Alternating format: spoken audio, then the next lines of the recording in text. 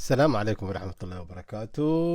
وبن عيسى maanta waxaanu ka hadlaynaa mucjiso kale oo cusub oo ku saabsan xarafka qaaf quraanka ku yimi.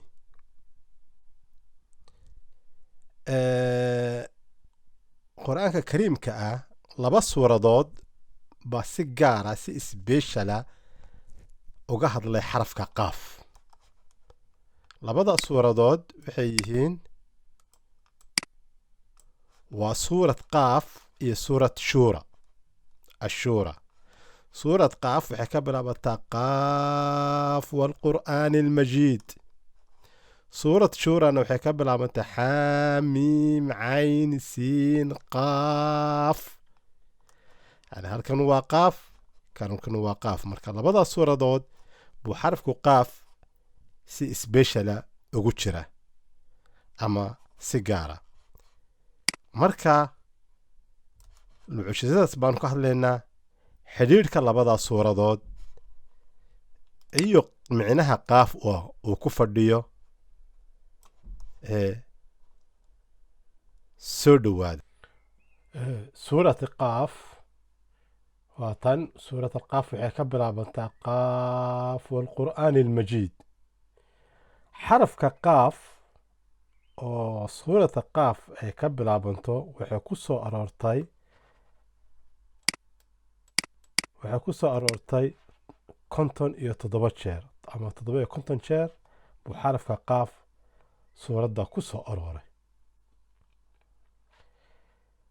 suurat ashuura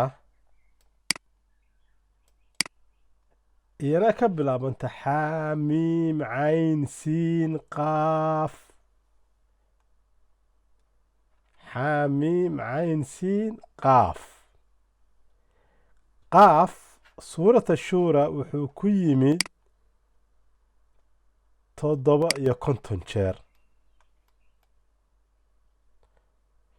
marka suurat qaaf 750 jeer, suurat ashuurana 750 jeer. suuratu qaaf oo 750 jeera oo ku soo arooray iyo suurat ashuura 750 jeer oo ku soo arooray xarafka qaaf marka la isku daro waa 114. waa cadadka ay suuradaha quraanka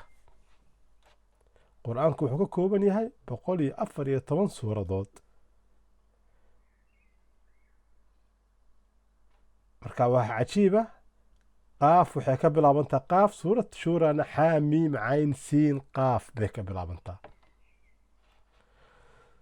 suurat qaaf tartiibteedu ama ordarkeedu waa suuradda kontonaad waxaana ku timi 45 aayadood.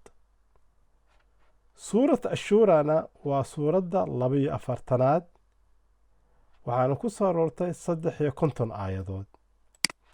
labada tan markaanu isku darno waa 95.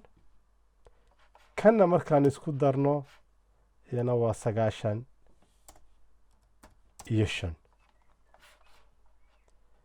isku cadad waabuu noqday.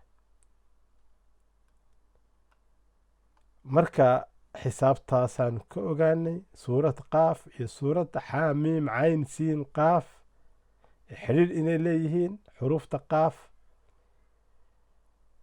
xarafka qaafna mucjisooyin weyn buu leeyahay, ilaahay og yahay oo nala ka rabo annagu inaanu baadhno.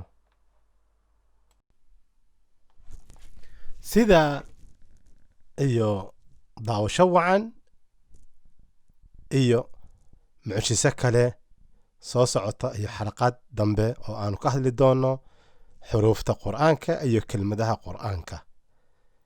la socda xalaqadaha. السلام عليكم ورحمة الله وبركاته.